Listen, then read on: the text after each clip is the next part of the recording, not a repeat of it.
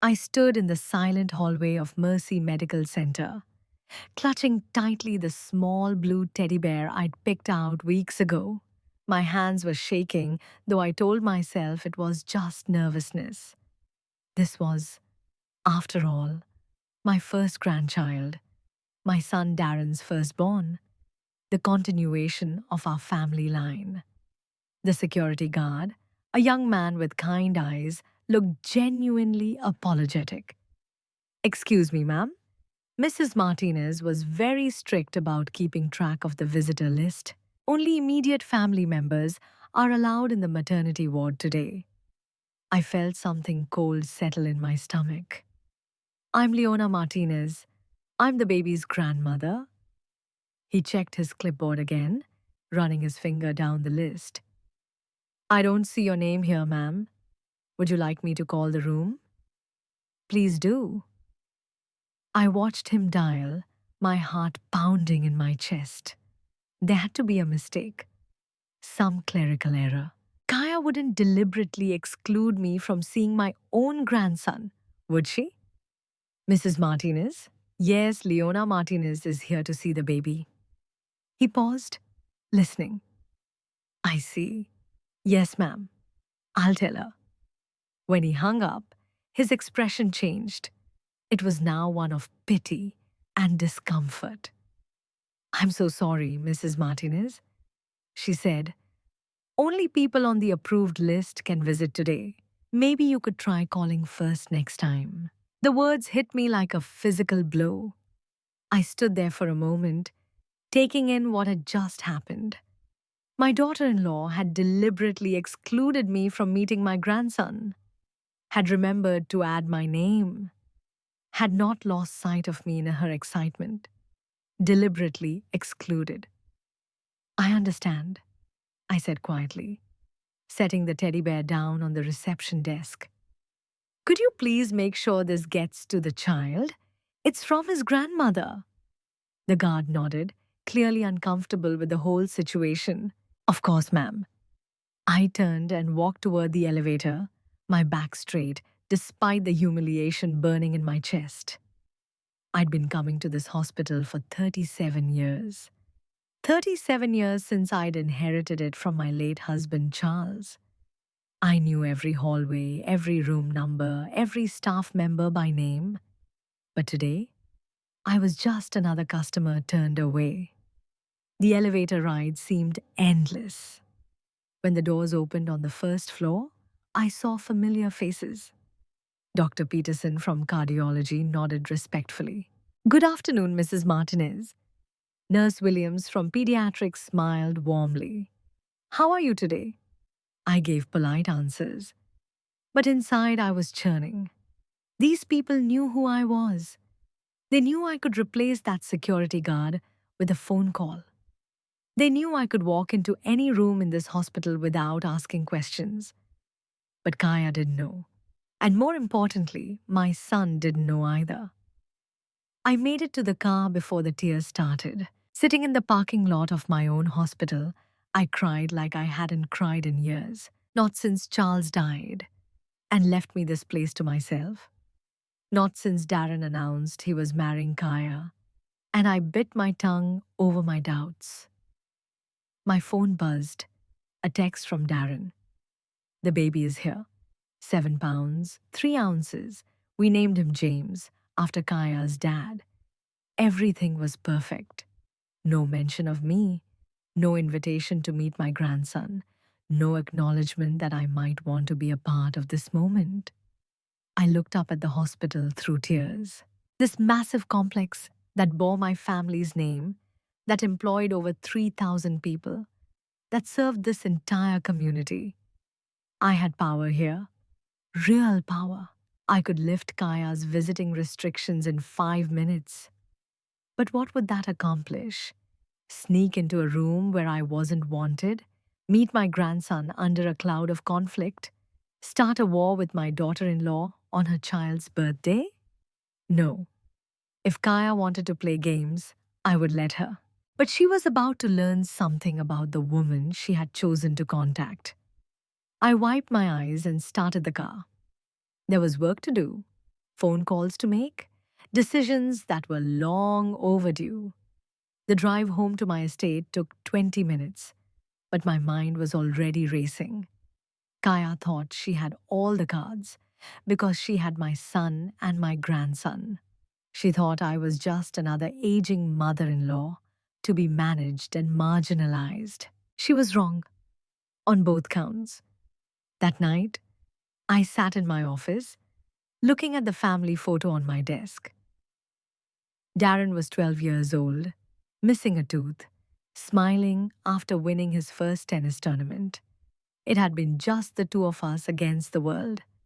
I had been his hero, not his burden. When had that changed? When had I become someone to be hidden, to be controlled from a distance? When had my love become something my own son was ashamed of? I thought about all the times I'd bitten my tongue over the past 3 years. The way Kaya would answer Darren's phone when I called. The way family get togethers would suddenly turn into intimate dinners for two. The way my opinions were politely dismissed. My suggestions were gently ignored. I told myself it was okay. Young couples needed their space. I didn't want to be one of those meddling mothers in law. But today had shown me the truth. It wasn't about space or boundaries, it was about control. And Kaya had just overextended herself. My phone rang, Darren's number. Mom, I heard there was some mix up at the hospital today. Mix up? That's what he called it. No mix up, honey. Just a misunderstanding about visiting hours. How are you feeling?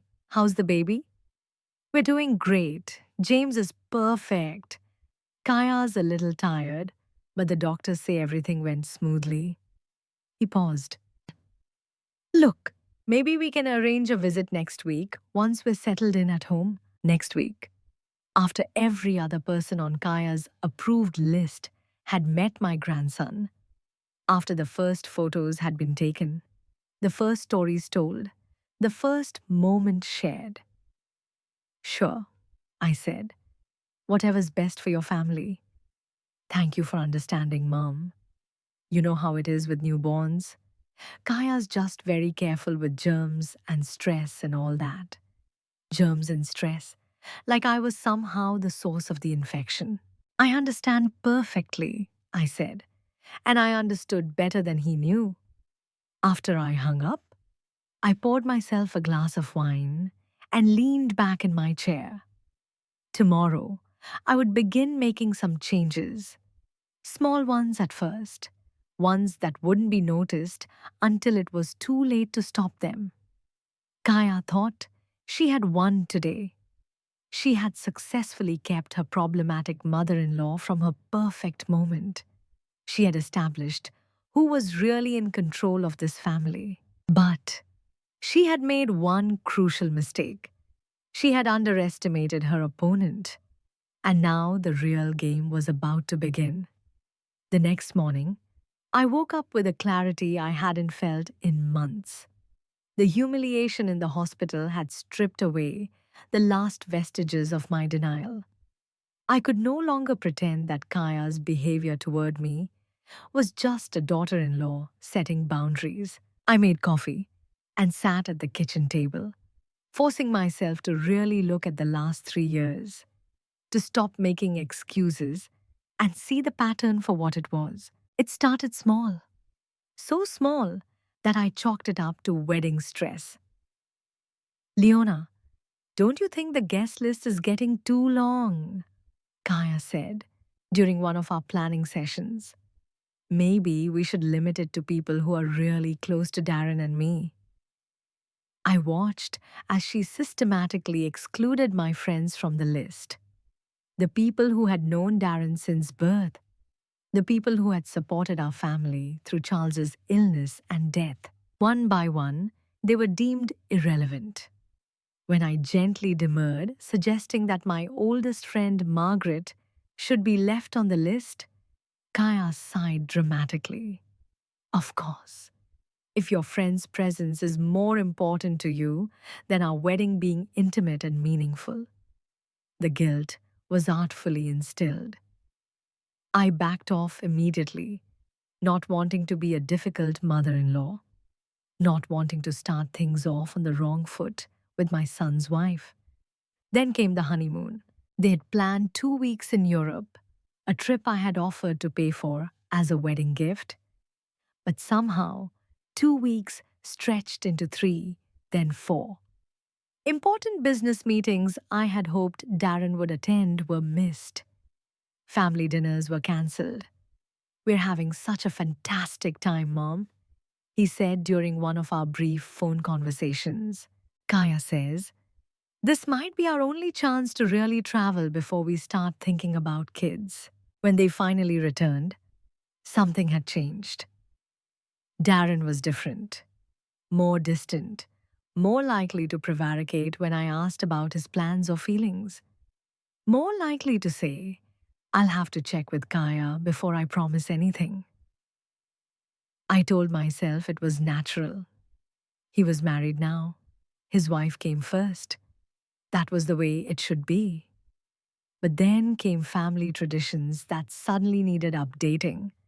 Christmas morning had always been sacred in our family. Darren and I would open presents together, make Charles's famous cinnamon buns, and then spend the day cooking a fancy dinner. It was our time, just the two of us, continuing the traditions his father loved. "Actually, Mum," Darren said that first Christmas of marriage, "Kaya and I were thinking we'd like to start our own traditions. Maybe we could spend Christmas Eve with you." Christmas Eve, the night before the real thing, the consolation prize. I agreed, of course. But Christmas Eve dinner felt empty. Kaya spent most of it posting carefully curated photos of their perfect holiday on her phone.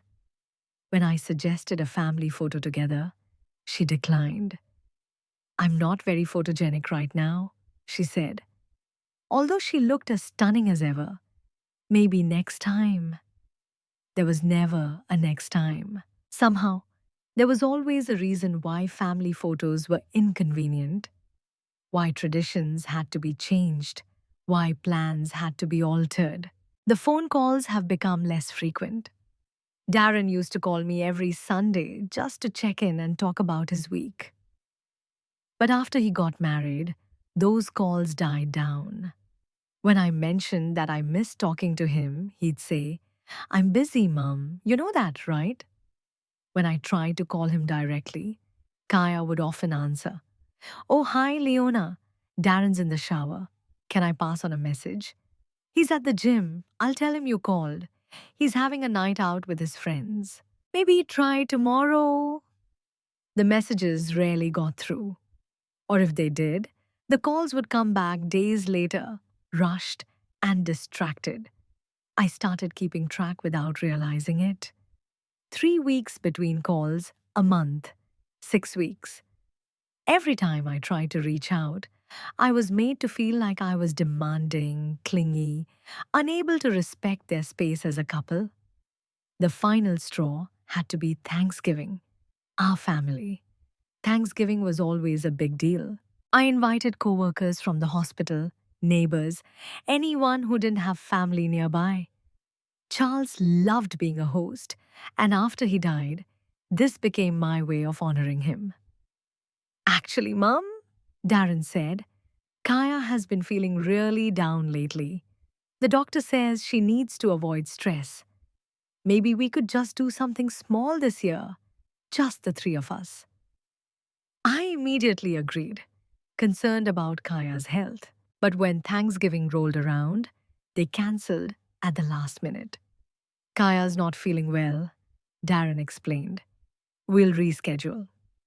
I spent Thanksgiving alone for the first time in 30 years. But that night, I saw photos of Kaya on social media. She looked radiant, laughing at a beautifully set table, surrounded by her family. Not too stressed or depressed to celebrate, just too stressed to celebrate with me. That's when I should have known what was going on. But even then, I made excuses. Maybe she felt better with Kaya's family. Maybe she felt more comfortable there. Maybe I was making up too many things. The excuses became harder to maintain as the isolation deepened. Birthdays were marked by quick phone calls. Mother's Day became a text message.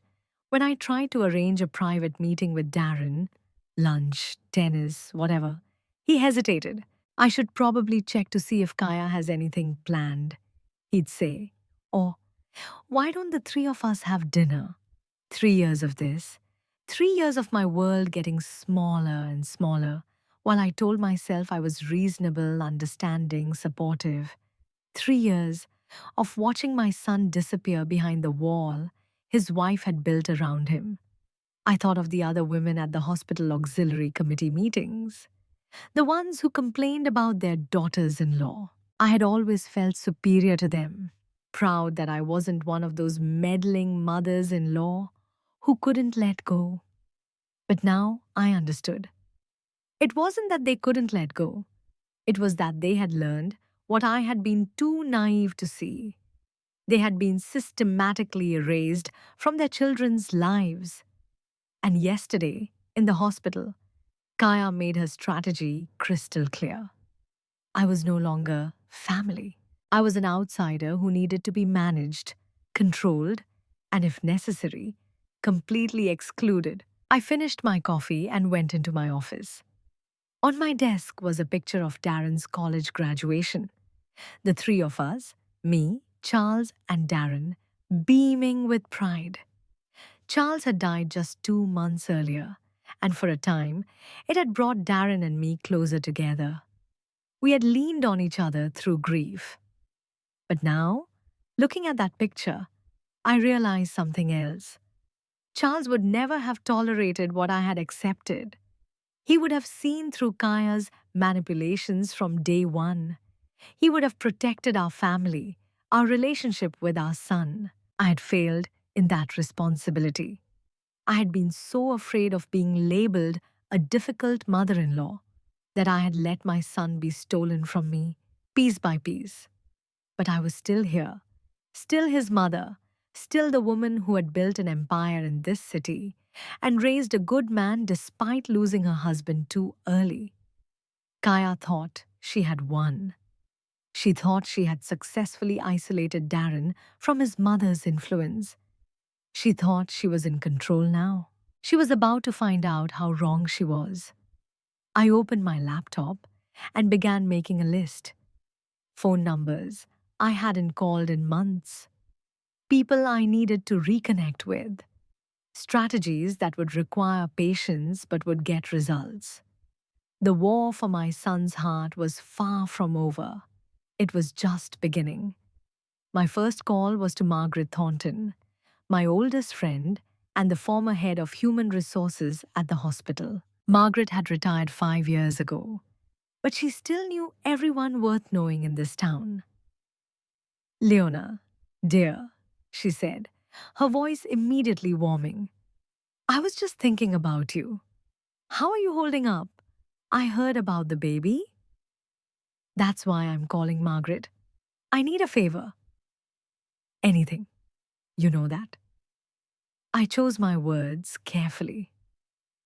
I need to know more about Kaya's background, her family, her education, her work history. Unnoticed, there was a pause. Margaret has been in HR long enough to read between the lines. What issues are we talking about? Issues that could affect my grandson's future, I said quietly. I'll make a few calls, Margaret said without hesitation. Give me 48 hours.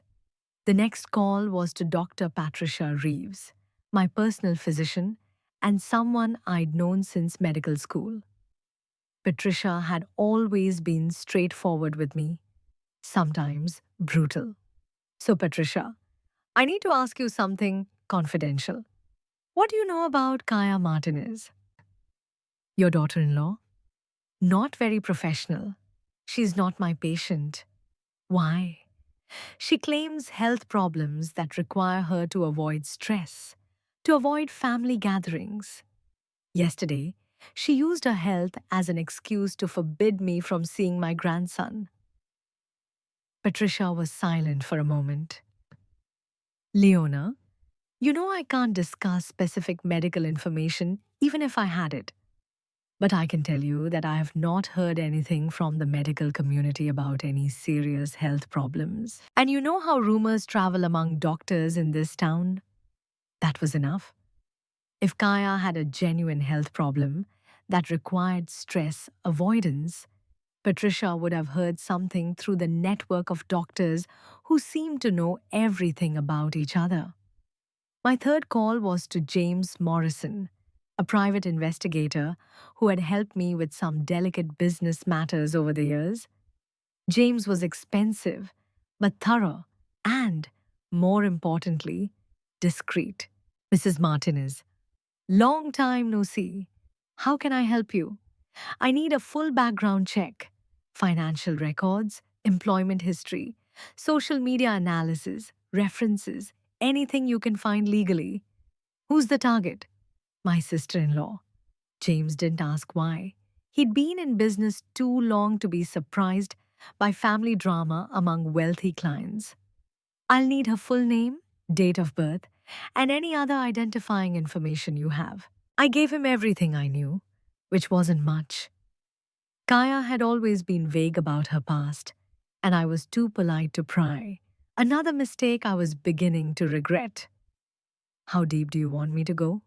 James asked. How necessary?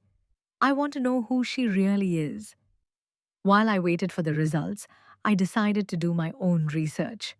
I started with social media, something I'd always avoided, but now it seemed important. Kaya's Instagram was a curated collection of lifestyle photos, beautiful food, designer clothes, exotic vacation spots. But as I scrolled through 3 years of posts, patterns emerged. Every expensive item, every vacation, every luxurious experience was dated after the start of her relationship with Darren. Before that, her posts were few and far between. The small apartment, the chain restaurants, the complaints about work stress. The transformation was dramatic and revealing. I also noticed something else. In 3 years of posting, I appeared in exactly zero photos, not a single one. Even at events where I attended, the camera angles were carefully chosen to exclude me. At their engagement party, she posted dozens of photos with family and friends. I was at that party, even gave a speech. But in Kaya's version of the night, I might as well not have been there. It was a level of deliberate exclusion that went beyond the usual social media editing. It was a systematic erasure. Margaret called back within 24 hours, quicker than she'd promised. Leona, we need to meet in person. Can you come to the club? We met at a country club where we'd been members for more than 2 decades. Margaret had already reserved a private dining room away from prying ears. What did you find? I asked as soon as we sat down. Margaret opened a thin folder. Kaya Rodriguez. She used her maiden name professionally before she married. She worked as a sales associate at Nordstrom for 2 years before meeting Darren. Before that, she worked at Macy's for 8 months. Before that, a series of short-term retail jobs. What about her education? This is where it gets interesting. She claims on her social media that she has a marketing degree from State University. I had a friend in their alumni department check. There is no record of Aya Rodriguez graduating from marketing or any other school. I felt my stomach clench. What about family? Her parents live in a modest apartment on the other side of town. Her father works construction when he can find work. Her mother cleans houses. Nice people from what I've heard. But definitely not the wealthy family she hinted at to your son. Margaret pulled out another sheet of paper. Here's the disturbing part. I spoke to 3 of her former employers. They all mentioned the same thing. She had a pattern of building relationships with wealthy older clients at Nordstrom. There was an incident with a client who complained that Kaya had somehow accessed her personal information and was using it to build a friendship. Management had to intervene.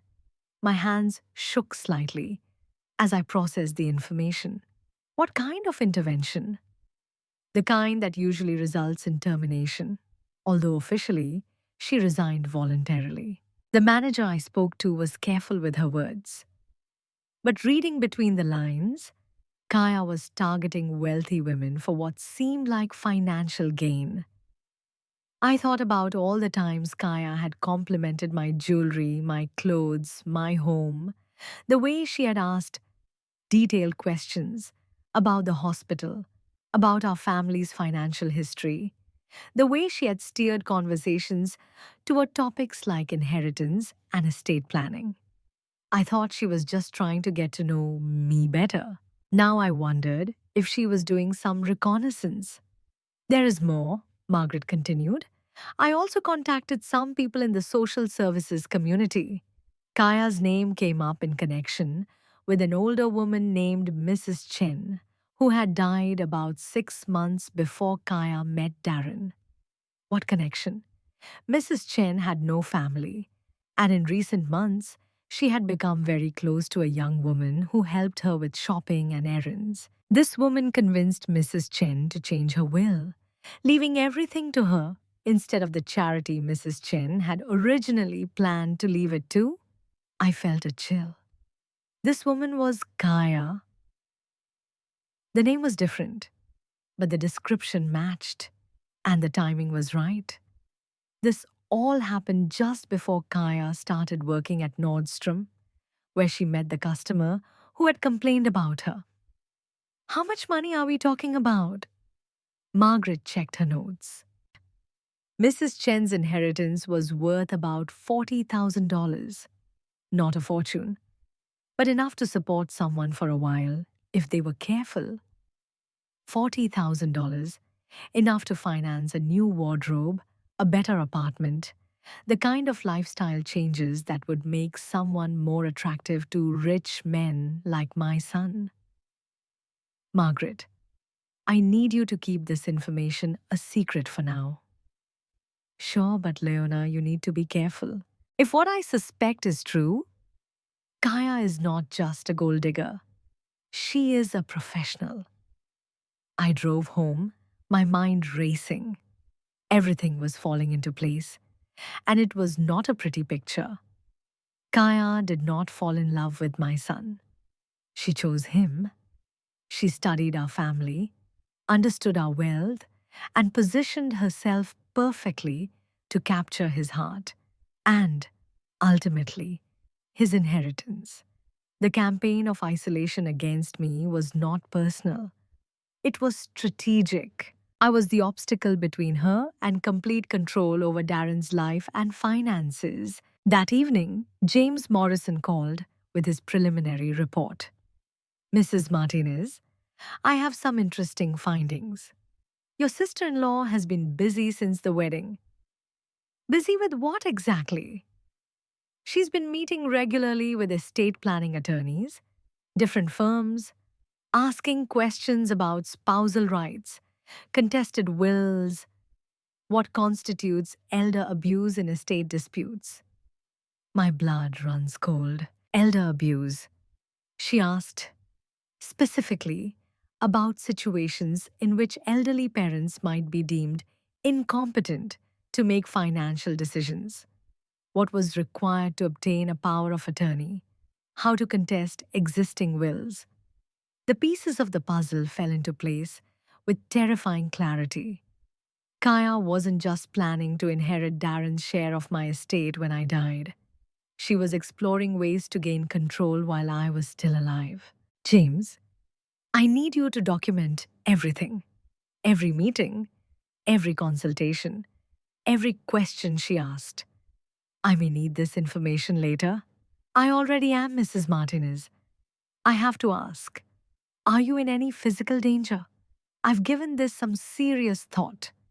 I don't think so, but I think my autonomy might be at risk. I'll keep digging. And Mrs. Martinez, be very careful who you trust with this information. If she's as calculating as she seems, she won't respond well to being exposed. After I hung up, I sat in my office looking at the family photos lining the walls. Photos of 3 generations of Martinezes, built on love, trust, and genuine care for one another. Kaya had cut into that legacy with surgical precision. She studied us, understood our weaknesses, and exploited them perfectly. My desire to be a supportive mother in law, Darren's need to please his wife, our family's tendency to avoid conflict. But she had made one crucial mistake. She had assumed that I was just another elderly victim to be manipulated and controlled. She was about to learn the difference between old age and weakness, and in this family, that lesson could be worth everything. Armed with the truth about Kaya, I knew I had to be strategic. A direct confrontation would only push Darren further away and give her ammunition to paint me as the unstable mother in law she believed I was. Instead, I needed to let her own actions reveal her true nature. My first step was quiet but significant. I called my lawyer, Robert Chambers, and set up a meeting. Robert, I need to make some changes to my will immediately. Robert had handled my legal affairs for 15 years. He knew better than to ask unnecessary questions when I used that tone. What changes, Leona? I want to set up a trust for my grandson with very specific terms and review the inheritance structure for Darren. We spent 3 hours going over the details. The new trust would provide for James's education and healthcare, but would be managed by an independent trustee until he turned 30. More importantly, neither Darren nor Kaya would have access to the principal of Darren's inheritance. I had set up a similar structure. He would receive income from the trust, but the assets themselves would be protected from any potential claims by spouses or creditors. That's quite a departure from your previous will, Robert noted cautiously. Yes, it is. I have learned of some concerns about potential undue influence. I want to protect my family's assets for future generations. Robert nodded. He had seen enough wealthy families torn apart by manipulation to understand without the details. My second step was to begin repairing my relationship with Darren, but without triggering Kaya's defenses. I needed to be patient, unobtrusive, and appear non-threatening. I started by sending baby gifts, inexpensive items that might seem like an attempt to buy my way back, but thoughtful, personal touches. A hand-knitted blanket from the woman who made Darren's baby clothes, a silver rattle that had belonged to my grandfather, items with family history that couldn't be easily rejected or returned. Each gift came with a short note expressing love for James and pride in Darren's new role as a father. No conscience trips, no demands for visits, no mention of my exclusion from the hospital. The strategy worked. A week after these gentle gestures, Darren called. Mom, thanks for all the baby presents. They were so thoughtful. I'm just glad I can be a part of his life, I said carefully. How are you adjusting to fatherhood? It's incredible, exhausting, but incredible. He has such tiny hands, and when he grabs your finger. Darren's voice was full of amazement. For a moment, he sounded like my son again, and not Kaya's husband. I remember that feeling when you were born, I said softly. The way everything else just stopped mattering when you were holding your baby. Yeah, exactly. I never understood what people meant when they said having kids changed everything. But now I do. We talked for 20 minutes about sleepless nights and diaper changes and how babies seem to grow overnight. It was the longest conversation in months, and remarkably, Kaya's name never came up. When he finally mentioned her, it was in a tone I'd never heard before. Kaya has a harder time adjusting. She's very anxious about everything. The pediatrician says it's normal, but she's constantly worried that something will happen to James. It's very common among new mothers, I said. Does she get support? Sometimes talking to other new mothers helps. She's not very keen on joining those mom groups. She says other women make her feel judged. Interesting. Kaya was isolating herself from other mothers the same way she was isolating Darren from me. It was becoming a pattern. Well, if she ever wants to talk to someone who's been through this, I'm here, I offered. No judgment, just experience. Darren paused for a moment. I'll mention it to her. My third strategic move was to place allies in key positions. I began to connect with people in Darren's life that Kaya couldn't easily control or exclude. I called Tom Bradley, Darren's best friend since college and his best man. Tom had always been straightforward with me, and I sensed he might have his own concerns about Kaya. Mrs. Martinez, it's so nice to hear from you. How are you? Okay, Tom. I was hoping we could have lunch soon. I don't think I've seen much of Darren's friends since he got married. Yeah, that's changed, Tom said carefully. Darren doesn't hang out with the old crowd much anymore. I'd like to meet you, though. Are you free this week? We met at a quiet restaurant downtown. Tom was diplomatic at first, but as the meal went on, his true feelings began to emerge. I'm worried about him, Mrs. Martinez. He's not the same. What do you mean? Tom hesitated, then seemed to decide to confide in me. He was so determined, you know. He made plans. He stuck to them. He spoke his mind. Now everything has to be agreed upon with Kaya first. And she always has a reason why something can't happen. What exactly? Trips with friends that we've been planning for years. His birthday. She said he was too tired to party. Even tennis matches have to be agreed upon with her needs. Tom leaned forward. And the money thing is weird too. Darren used to be quite generous, but he wasn't crazy. Now Kaya constantly mentions expensive things she wants, places she wants to go, home improvements. It was like she was dropping hints.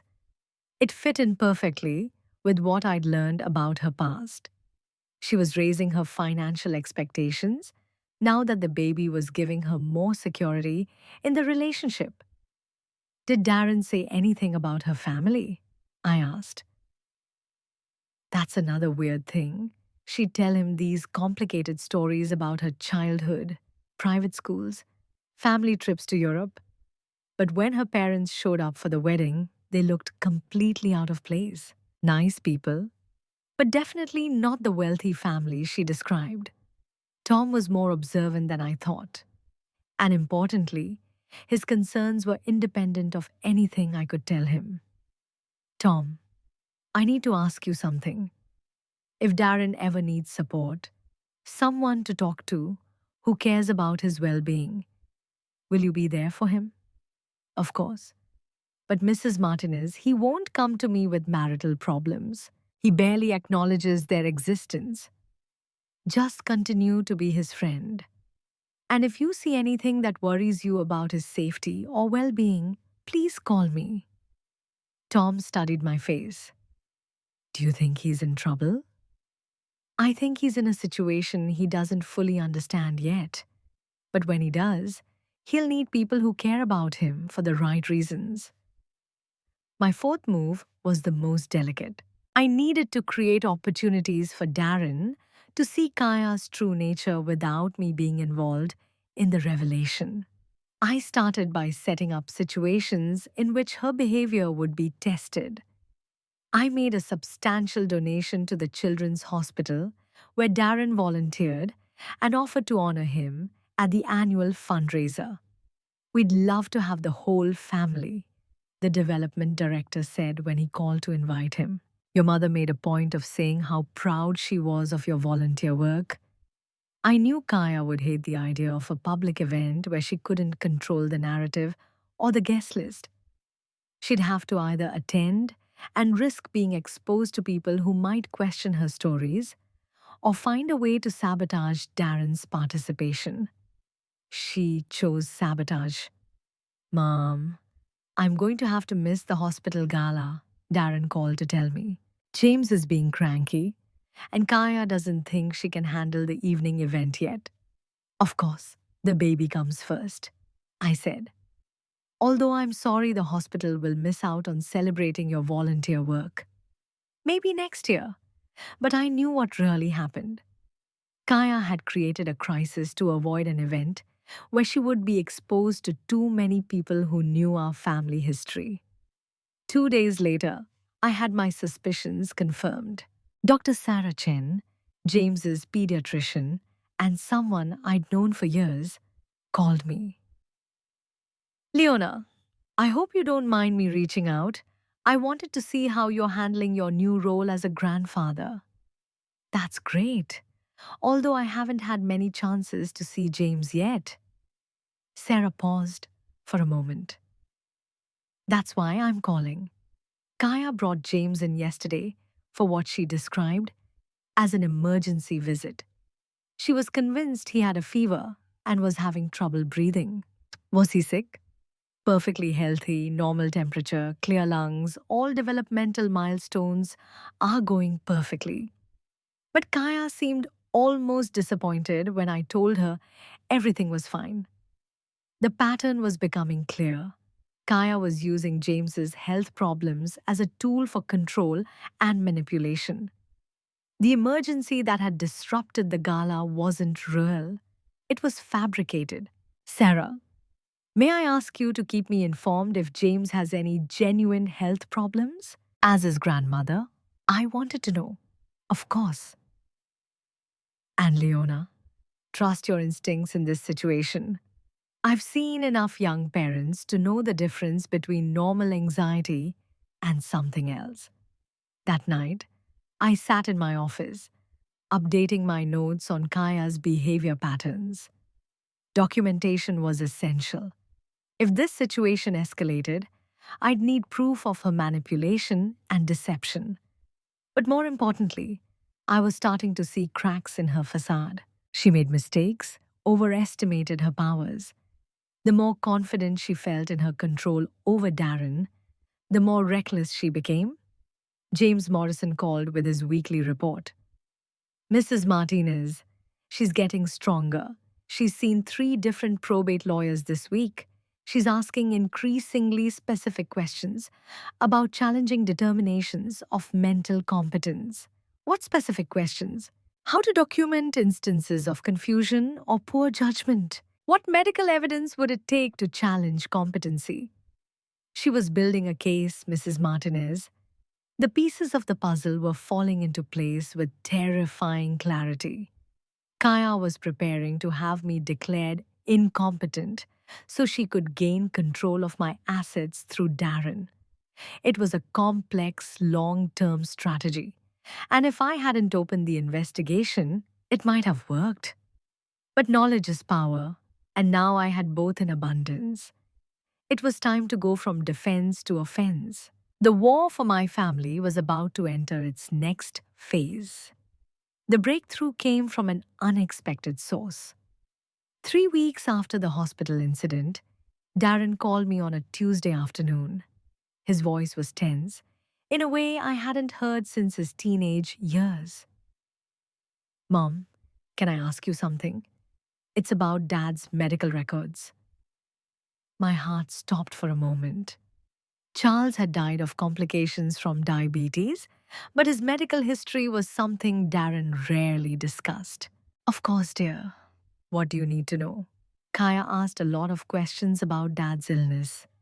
She wanted to know if it was genetic, if there had been any signs of mental decline before he died, if there had been any periods when his judgment might have been compromised.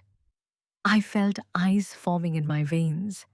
This was exactly what James Morrison had warned me about.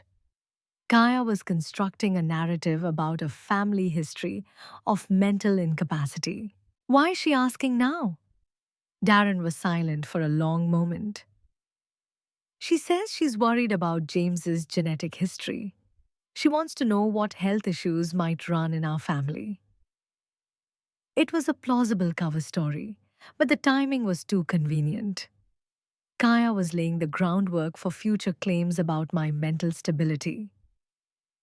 Darren, your father was sane until he died. His doctors can confirm that diabetes has affected his physical health, but not his cognitive abilities. I thought so. But Kaya seems to think there might have been some confusion toward the end. There wasn't. Who gave her that impression? She said she heard it from someone, but she couldn't remember who. Of course she couldn't, because it was a lie, designed to sow seeds of doubt. Darling, I have all of your father's medical records. If Kaya has genuine concerns about genetic health issues, I would be happy to share that information with James's pediatrician. That would be great. In fact, Dr. Chen mentioned that she wanted a complete family medical history. That gave me an opportunity I hadn't expected. Why don't I call Dr. Chen directly? I can provide her with everything she needs for James's records. Will you do that? That would be a big relief for Kaya. She was very concerned about making sure we had all the medical information we needed. When I called Dr. Chen the next day, our conversation was enlightening. Actually, Leona, I never asked Kaya for a family medical history. She volunteered to do one, but when I told her the basic information she had already provided was enough, she looked disappointed. Another lie exposed. Kaya fabricated medical problems to gain access to information she could use against me later. Dr. Chen, if there are ever any real health issues with James that require a family medical history, please call me directly. I want to make sure any information provided is accurate. I'll make a note of that in his file. But Kaya's errors were becoming more frequent, and Darren was beginning to notice discrepancies. The next crack came during what should have been a normal family dinner. I had been invited reluctantly, I suspected, to meet James for the first time since his birth. The invitation, of course, came with strings attached. Maybe just a quick visit, Darren had said. Kaya is still very protective of James's schedule. I arrived at their house with a simple gift, a children's book that had been Darren's favorite when he was little. Kaya answered the door with James in her arms. And for the first time, I really saw my grandson. He was beautiful, with dark hair like Darren's, but Kaya's green eyes. He studied me with the serious expression children have when they see a new face. He's perfect, I said quietly, not holding out my hand. I had learned to let Kaya set the pace of the conversation. He was a little cranky today, she said, though James seemed perfectly content. I'm not sure how long he can handle visitors. We settled into the living room, and I immediately noticed how different the space had been since my last visit. Gone were the family photos of me, replaced by pictures of Kaya's family. The bookcase that housed Charles's collection of first editions was now filled with parenting guides and lifestyle magazines. It felt like our family history was being systematically erased. The house looks different, I commented carefully. We're trying to make it more baby-friendly, Kaya said. Some of the old stuff was just gathering dust. Old things like the antique clock Charles inherited from his grandfather, like the paintings that were wedding presents from my parents. Things with history and meaning turned into dust collectors. Darren came out of the kitchen with coffee, and I could see the weariness on his face. New parent fatigue, but something else. How are you sleeping? I asked him. Not great. He admitted, James is a good baby, but Kaya was worried about SIDS, so she checks on him every hour during the night. Every hour? That seemed extreme, even for a nervous new mother. The books say you can't be too careful, Kaya defended herself. Some babies just need more supervision. I glanced at James, who was sleeping peacefully in his carrier. He seemed like a perfectly healthy, normal baby.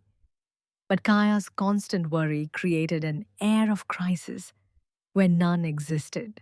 Did Dr. Chen express any concerns about the risk of SIDS? I asked gently. Well, no, but doctors can't be trusted to catch everything, Kaya said.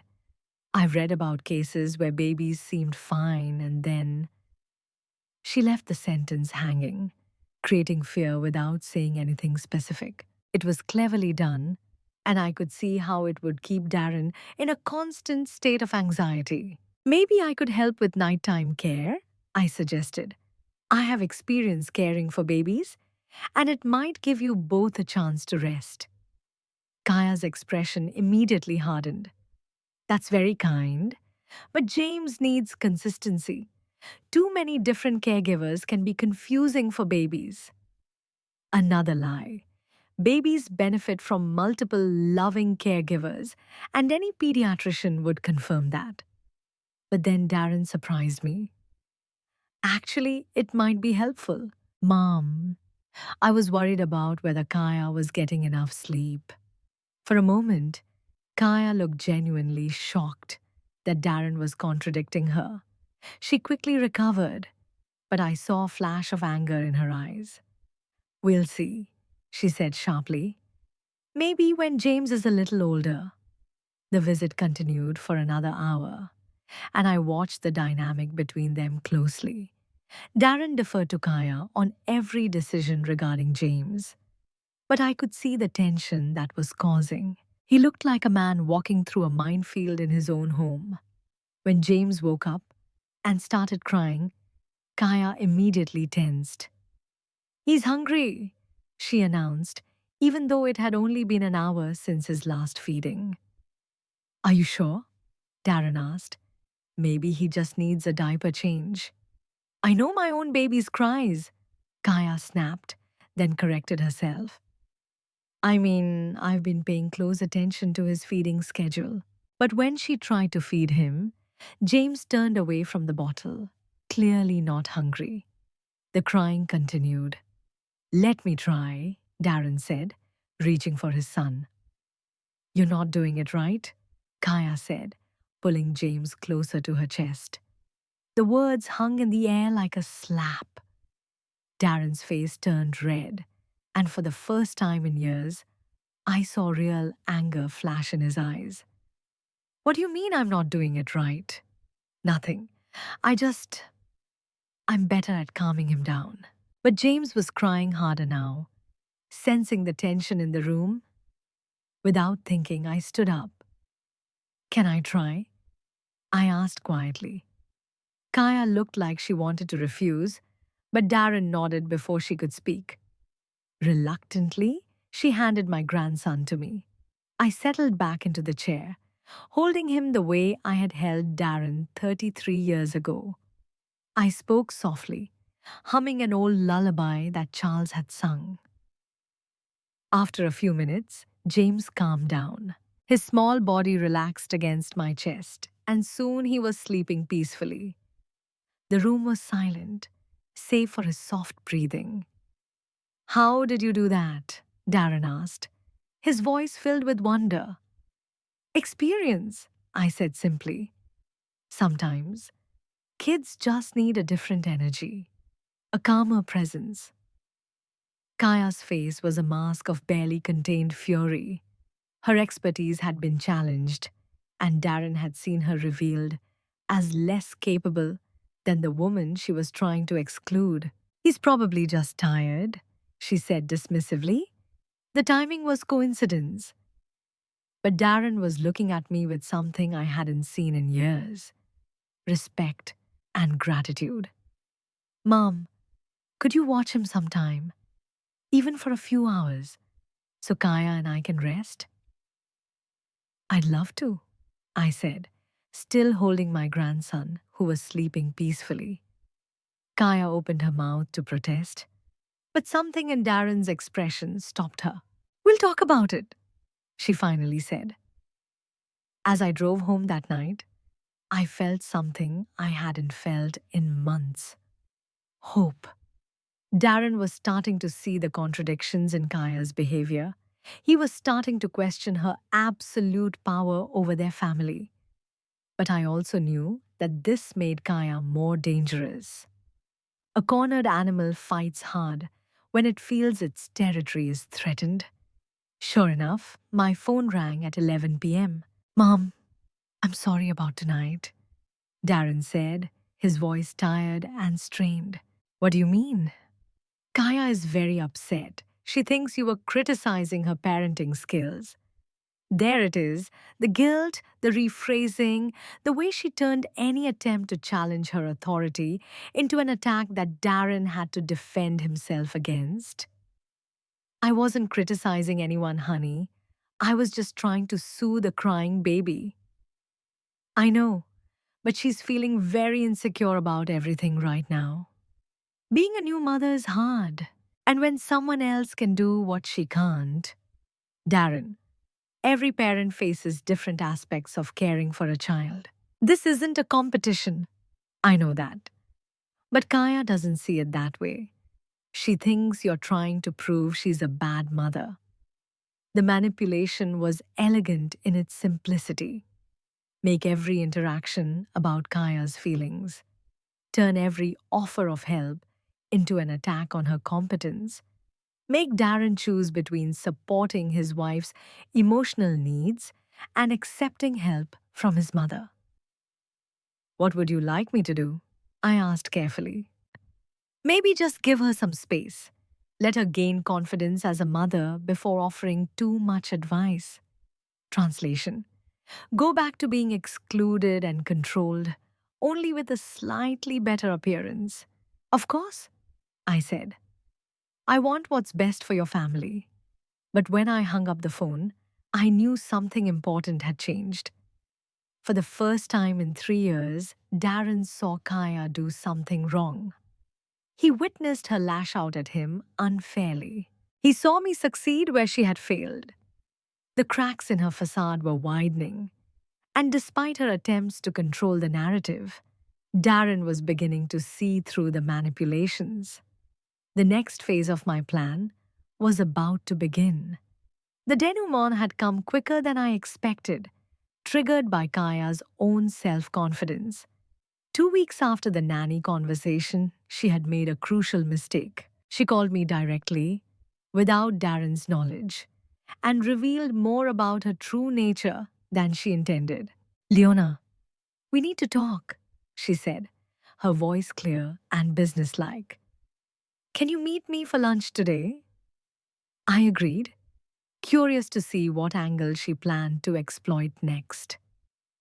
We met at an upscale restaurant downtown, a place where Kaya liked to hang out. She arrived 15 minutes late, which was a power play I recognized immediately. Thank you for meeting with me, she said, sitting down in a chair, with the confidence of someone who believed he held all the cards. I wanted to discuss some concerns I have about your relationship with Darren and James. What concerns? She pulled out her phone and opened the Notes app as if she had prepared a talking point. I've been doing some research about family dynamics and healthy boundaries.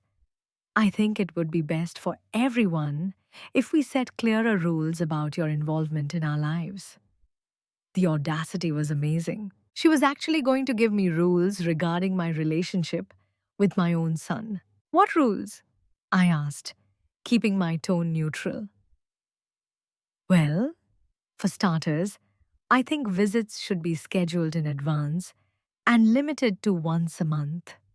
James needs a routine, and too many disruptions aren't good for him. Once a month. She was rationing my access to my own family. I also think it would be best if gifts went through Darren and me first. We want to make sure everything fits in with our parenting philosophy. Translation: she wanted to have veto power over how I expressed love for my grandson. And I was worried about some of the stories you were telling Darren about his father. I think it would be healthier if we focused on the present instead of dwelling on the past. That was the most revealing statement. She wanted to control not only my future relationships with my family, but also Darren's understanding of his own history. What stories are you talking about? Just about some of the medical information you provided. Darren mentioned that you said his father never had cognitive issues. But I heard different things from other sources. What sources? Kaya waved a dismissive hand. People say, small town. I just think it's important that we have accurate information, especially when it comes to James's genetic health risks. She doubled down on her lies about Charles's mental state even when asked directly. But more importantly, she was revealing her strategy to rewrite family history to support any narrative that served her purposes. Kaya, I think there's a misunderstanding here. Actually, she interrupted, there's one more thing. I know this may be hard to hear, but Darren and I were discussing your financial situation. My blood ran cold. My financial situation. We are concerned that you may be taken advantage of, given your age and the complexity of running a hospital and your investments. We think it might be time to consider having someone help you with these decisions. Here it is, the real agenda. She wasn't just trying to control my access to my family, she was trying to take control of my assets. That's very thoughtful, I said carefully. Have you discussed this with Darren's financial advisor? Well, no, but we think it would be better to work with someone who understands family dynamics better. Someone who could coordinate your needs with ours. Someone she could control. Someone who would make decisions that benefited her, not me. I'd heard enough. It was time to end this farce. Kaya, I appreciate your concern, but I think there's something you should know before we continue this conversation. I reached into my purse and pulled out the folder I'd kept for this moment. First, regarding Charles' medical history, these are his complete medical records for the last 5 years of his life. You will notice that there is no documentation of any cognitive decline or mental incapacity. His doctor's notes consistently describe him as alert, oriented, and fully capable of making complex decisions until his death. Kaya's confident expression wavered slightly, but she quickly recovered. Secondly, regarding my financial situation, I think you may be mistaken about my abilities. I pulled out the next set of documents. These are the hospital's board of directors' quarterly reports. As you can see, under my leadership, we've expanded to 3 new facilities, increased our capital by 40%, and maintained the highest patient satisfaction ratings in the state. I also serve on the boards of 2 other medical systems and chair the Regional Health Planning Committee. Kaya's face paled, but I wasn't finished. Thirdly, regarding your research on family dynamics, I did my own research. I put a photograph on the table. It was of Kaya leaving the office of a probate attorney who I knew specialized in elder law disputes. This was taken last Tuesday. According to my sources, you spent 2 hours discussing strategies for challenging mental competency determinations and obtaining financial power of attorney for elderly family members.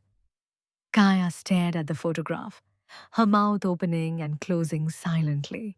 I also have documentation of your meetings with 3 other attorneys, your research into my financial assets, and your attempts to gather medical information that could be used to support a competency challenge. I leaned forward, my voice deathly quiet. Did you really think I wouldn't notice? Did you think I was too old or too gullible to see what you were doing? Kaya found her voice, but it was shaking now. I don't know what you think you've discovered, but I know about Mrs. Chen, I said simply. The effect was immediate. Kaya went completely pale, her hands shaking as she reached for a glass of water.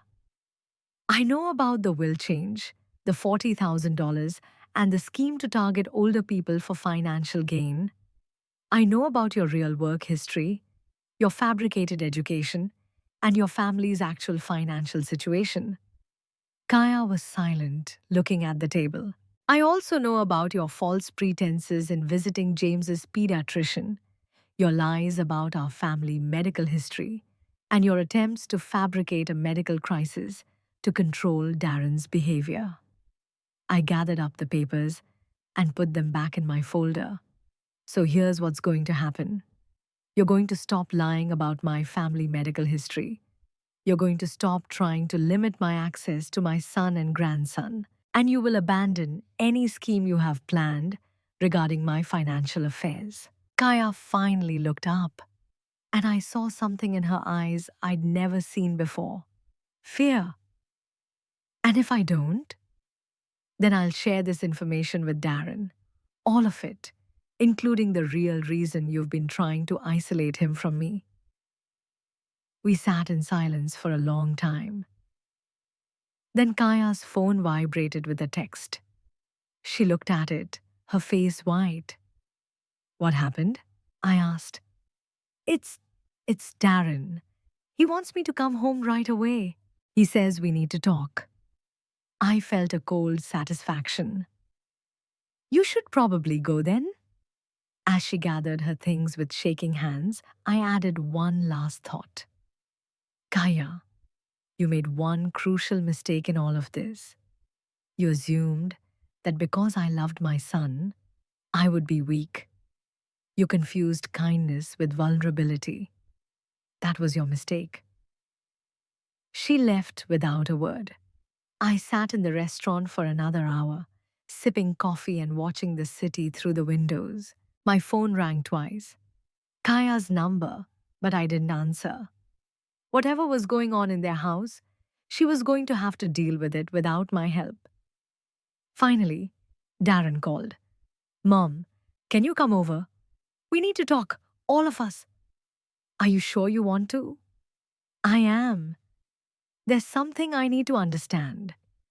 When I arrived at their house, I found Darren in the living room holding James and Kaya sitting across the room, her eyes red from crying. Mom, sit down, Darren said quietly. I asked Kaya some questions about things that didn't make sense to me. I sat without saying anything. She told me about your lunch today, the research you did. She also confessed some things she'd been keeping from me. Kaya spoke for the first time, her voice barely audible. I never meant for it to go this far. What went too far? Darren asked, his voice firmer than I'd ever heard it before. Lawyers, research into your mother's finances. I thought if we could just get some control over the family money, we could give James a better opportunity. Lying about my father's medical condition, trying to have my mother declared incompetent. Kaya winced. It didn't have to be like this. I just wanted security for our family. Our family includes my mother, Darren said firmly. She's James's grandmother. She's the woman who raised me and built everything we've benefited from. And you've systematically tried to destroy her relationship with us. He stood up, still holding James, and came to sit next to me. Mom, I owe you an apology, a huge one. I let my marriage become more important than my family, and I let someone manipulate me into hurting the person who was always there for me. I felt tears welling up in my eyes. Darren, You don't need to. Yes, I do. I need to say this. You've never been anything but supportive and loving. When Dad died, you held our family together. When I needed help with college, with my career, with anything, you were there. And I let someone convince me that your love was somehow toxic or controlling. He looked at Kaya, who was crying quietly. I think we need time apart.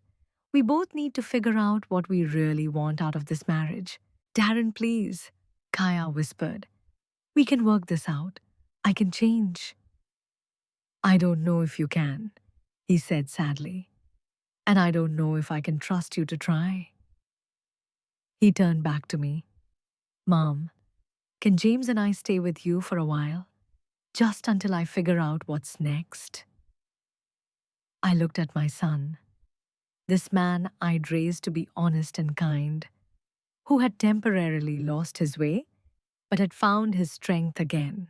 And I looked at my grandson, innocent of all these adult complexities, who deserved to grow up surrounded by genuine love. You are always welcome in my home, I said. Both of you. 3 months later, Darren filed for divorce. Kaya fought at first, trying to claim a share of assets she had never contributed to. But the evidence of her deception was overwhelming. She settled for modest alimony and minimal custody. James took his first steps in my living room, with Darren and I cheering him on. We established new routines: pancakes on Sunday mornings, evening walks in the garden, bedtime stories read by Grandpa's armchair. Darren dated occasionally, but he was wary now. He had learned to see through manipulation, to value authenticity over charm. I want to find someone who loves us both, he told me one evening as we watched James play with his blocks.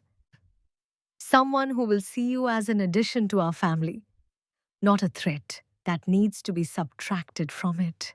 As for me, I finally felt like myself again.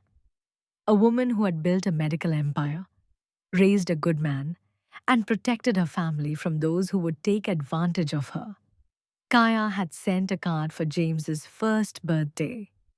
Inside, she had written, I hope someday you'll understand that I only wanted the best for my family.